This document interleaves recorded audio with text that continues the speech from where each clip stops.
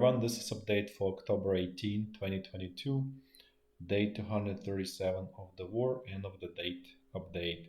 So again, today is another, call it quiet day on the front lines, and I'll just spend more time on general and strategic situation around the war. So just first a little bit about the Russian economy, which is, as I mentioned before, first was like in May was clear that entire industry is gonna get wiped out. And so just two more examples from different sectors of the Russian economy. So the office space vacancies in Moscow, which is the main sort of economic center. Well, it's not economic center in terms of its actually value add or production, but because all of the revenues are centralized and all of the companies essentially headquartered in Moscow, so it's basically financial hub for entire Russia because the economy is extremely centralized. The whole system is centralized around Moscow. Uh, so so that's kind of main market, and that's essentially sort of almost like you want to say it's Russia, even though it's very different. The city is very different from the rest of the Russia. In a way, it's kind of country of its own. But going back to this, so vacancies reached 28%, which is always, as you can imagine, extremely high level. That's really also means that a lot of those business centers are essentially not making any kind of profit and at this point loss making enterprises. Now let's switch to another industry in Russia, which is gold mining. Russia has large deposits of gold, always being a significant source of the foreign exchange for Russia, which it exports gold, obviously mainly to the West, and especially in hard times, it was like let's say sort of revenue of last resort, where Russian government knows that they can still get at least some effects in exchange. However, this time actually sanctions apparently working because gold mining companies met with government and complained that, or I would say not complained, but asked or gave two scenarios for the government. Either central bank is buying gold into its reserves and essentially giving money to gold mining companies, or they will stop and they will obviously lay off employees, and the government will be paying to employees. So basically, they kind of gave a choice to the government, what you choose. Obviously, both options are terrible choices, as you can imagine. When the central bank is buying gold from the gold mining companies, it's not creating any value added, essentially creative adding credit into circulation that's not um, backed by anything in Russia, because the value add happens when Russia exports gold and then it imports whatever products, let's say semiconductors or um, machine building equipment and so on. So that's not happening. So the whole sort of the let's say positive feedback mechanism is broken at this point there. Then there was a speech by the Russian General Surovikin, who is in charge of the whole war in Ukraine, or Russian aggression against Ukraine, probably a better way to say it. And so, what he actually, no, there was one so couple actually interesting points. Let's put this way. First point is sort of he kind of implicitly said, showed the Russian sort of negotiation, I'd say, offer, where the point, well, not in war offer out, but sort of kind of like what Russia can accept. Let's put this way, and the what he basically said is essentially Russia accepts Ukraine that's not part of EU and NATO, but with the territorial losses. So basically, Crimea goes to Russia. All these newly captured territories go to Russia. So essentially, whatever Russia captured, it keeps, and also on top of it, Ukraine should stay out of NATO and EU. So that's kind of the vision of the Russian leadership. As I mentioned many times before, that's totally unacceptable for Ukraine. Ukrainian position is very clear, and of Ukrainian leadership is territorial integrity, meaning like also getting back Crimea, mm, and plus going to NATO and EU. From my perspective, the middle ground where there is potential to meet is Ukraine keeps territorial integrity, but let's say not join doesn't join EU and NATO. It stays sort of neutral. Let's say as I don't know, Switzerland, I guess, probably not the best analogy. Uh, maybe Israel, I don't know, but something like that. Unfortunately, it's everything is too far, went too far at this point on both sides, so that until both sides are completely exhausted, or let's say they reach their final destination, which is the 1917 moments on both sides, until that's probably um, you know that's probably when the final peace will be reached at that point on the in, at that point it's extremely unpredictable where it's going to fall out, let's put it this way. Then another point that he made is that Russian military command is prepared to basically evacuate mm, Kherson bridgehead, and this is on the table. So that's a real option that they're considering. And then there's also the head of Russian military administration of the region, or military civilian administration of the region, also came out, had gave a speech where he said essentially, okay, everybody evacuate all of the. Basically, that's the message to all of the collaborators with the Russian occupational forces. Get out, leave Kherson bridgehead, and also even they don't know exact details, but they even offer uh, like housing certificates to those who live in Russia. So basically, this looks like much more better organized, let's say, withdrawal where they actually don't leave those collaborators behind, which typically happened, especially in Kharkiv region, and there was a lot of sort of outcry within Russia, why we're leaving behind those collaborators. We should take them with us. So this time looks like this is going to be, or at least optically, it's going to look better because all of the collaborators offer the opportunity to leave, and they actually urged to leave. There are sort of anecdotal reports also saying that all of this civil administration is actively leaving the Kherson bridgehead, and even there are reports among Russian troops that they are preparing to evacuate.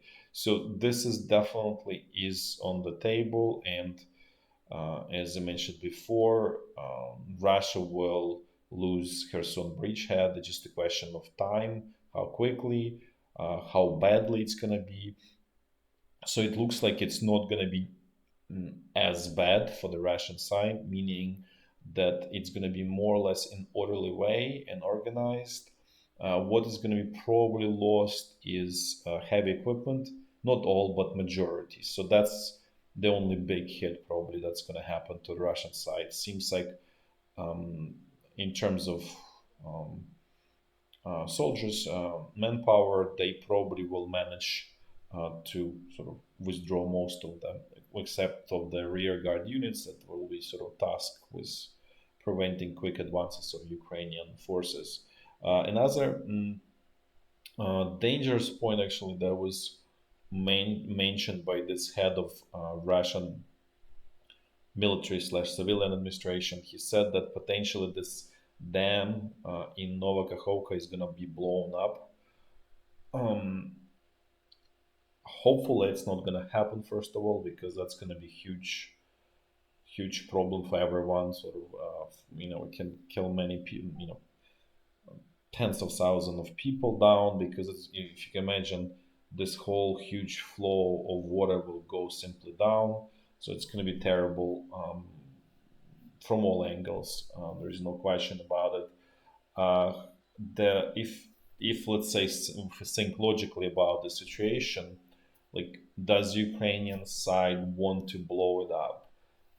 Well, no, it's not in the interest of Ukrainian side to blow it up, because a first of all, it's power generation, right? Nova Kakhovka, it's hydropower generation, which is the cheapest and, well, let's say nominally cleanest way to generate electricity, and extremely reliable, right? So and you have control of it. So in a way, it's one of the best sources of electricity. I think I'm aware of one country that actually completely lives off that, which is Colombia. It's blessed with those hydropower resources.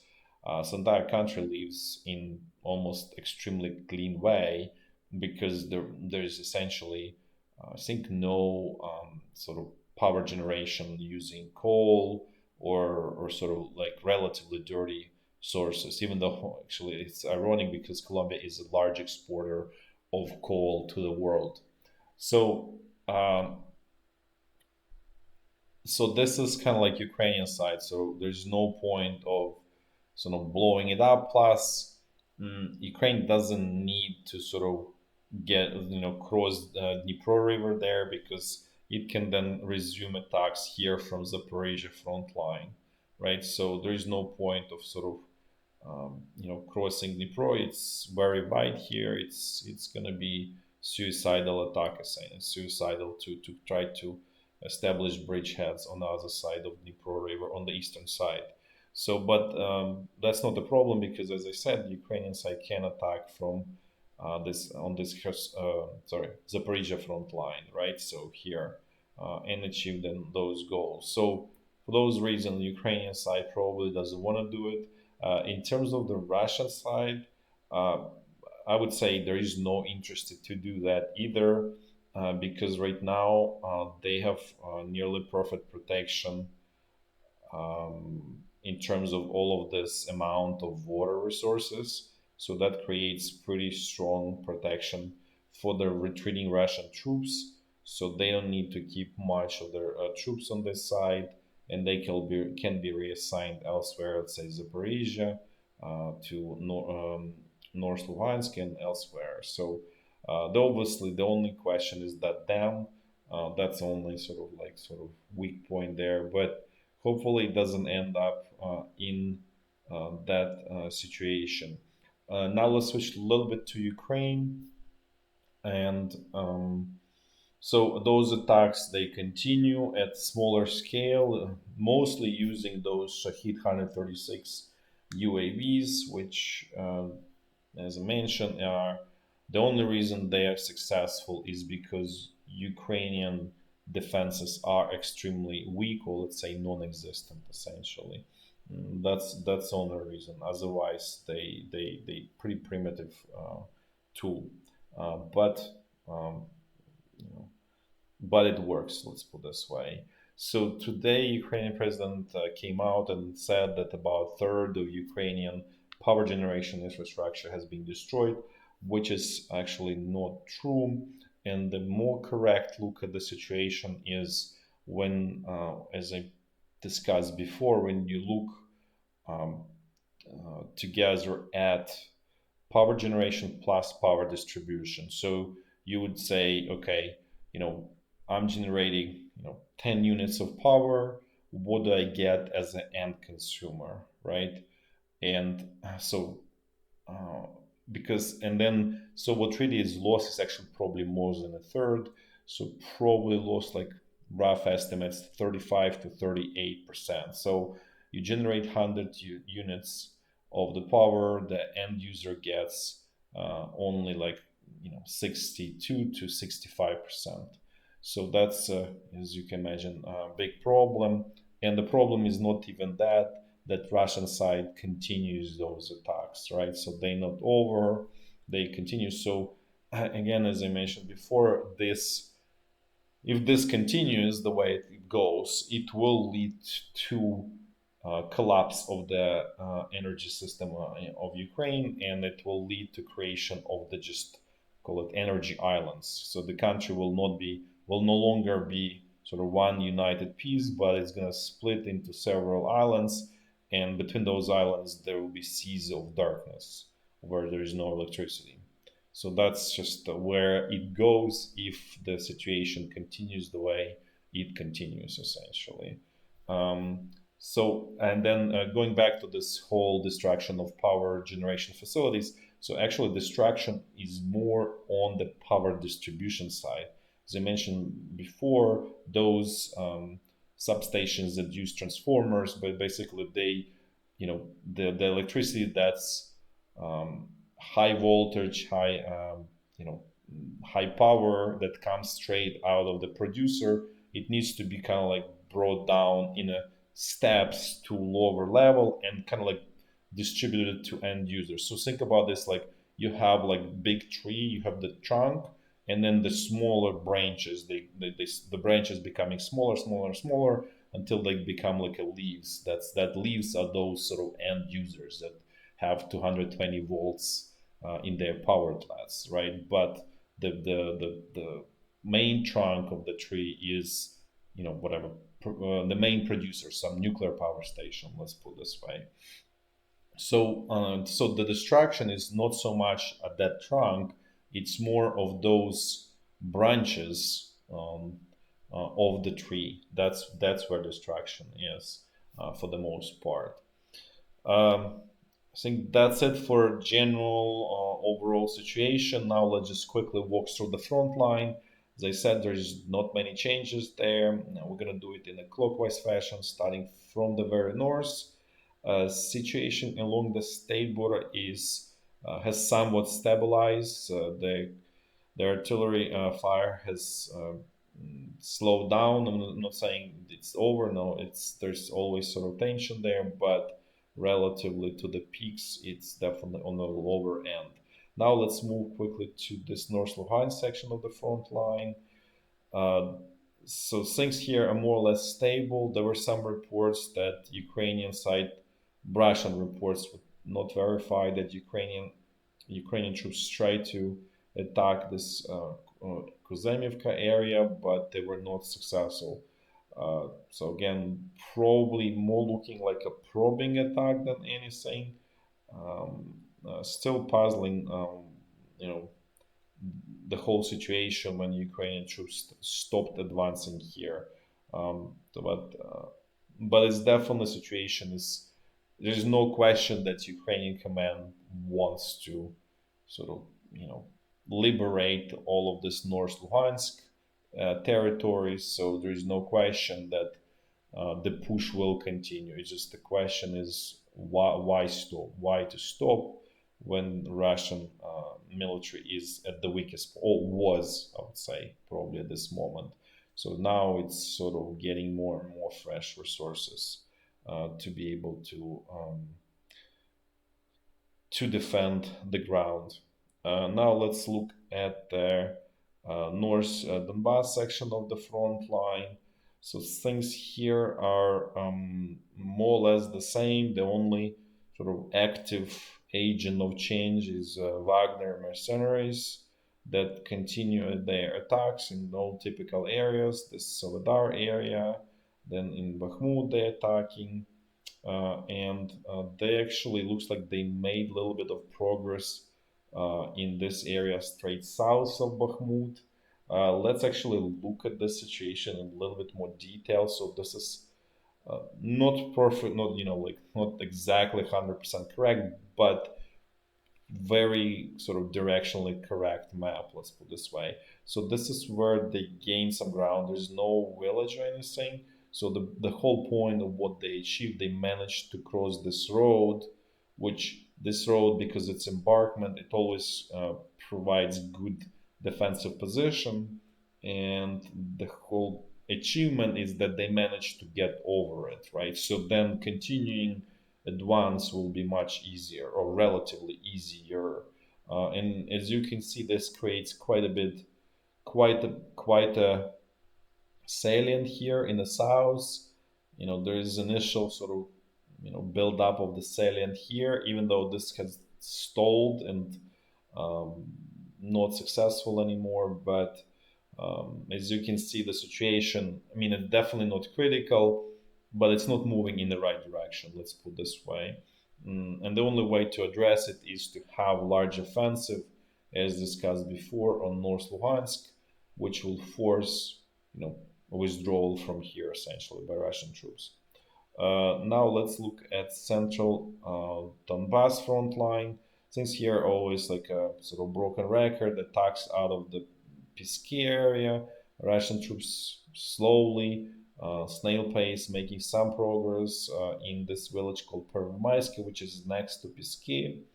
Then they trying to attack in Marika. The only new sort of achievement, I would even say, is that Russian troops change direction of attack. Usually they attack kind of like from northeastern direction, kind of like get behind Avdiivka. This time they actually attacked in northwestern direction. So that's a huge progress, I would say, in their sort of offensive efforts. Now let's look at Zaporizhya front line. Things here are as always quiet and probably will stay quiet for some time. Let's look at Kherson bridgehead. So first of all, I would like to provide sort of update in terms of units. So there is 11th Airborne Brigade is back on the front line here. So as you can see, Russian command um, really double down here. Like you see a lot of troops have been brought here, which initially meant that Russian side is going to defend this at all costs. At the same time, based on the interview today by the head of the Russian expeditionary forces in Ukraine, General Surovikin, it looks like all of these forces are going to be withdrawn back to the eastern side. Just as a reminder for those who haven't watched at the beginning, this 11th Airborne Brigade was completely decimated in attacks west of Kiev when they tried to get to Kiev from west. So it finally showed up uh, on the battlefield. So it took quite a while to rebuild apparently this brigade because it was uh, I wouldn't say annihilated, but severely damaged. Let's put it this way. That's all for today. Thanks for watching. And oh, one thing, and I apologize, I haven't responded to many people who wrote messages to me. Just was a little bit hectic, and I will respond in the next several days to everyone. So again, apologies for that. I see your messages. It's just sometimes life is how to say um, you are becoming the subject in life, not well, not the sovereign, but sort of like you kind of like how to say you are forced to do certain things where you don't have much control, basically. But I will respond to everyone, and again, apologies for that. Thanks for watching, and until tomorrow. Bye bye.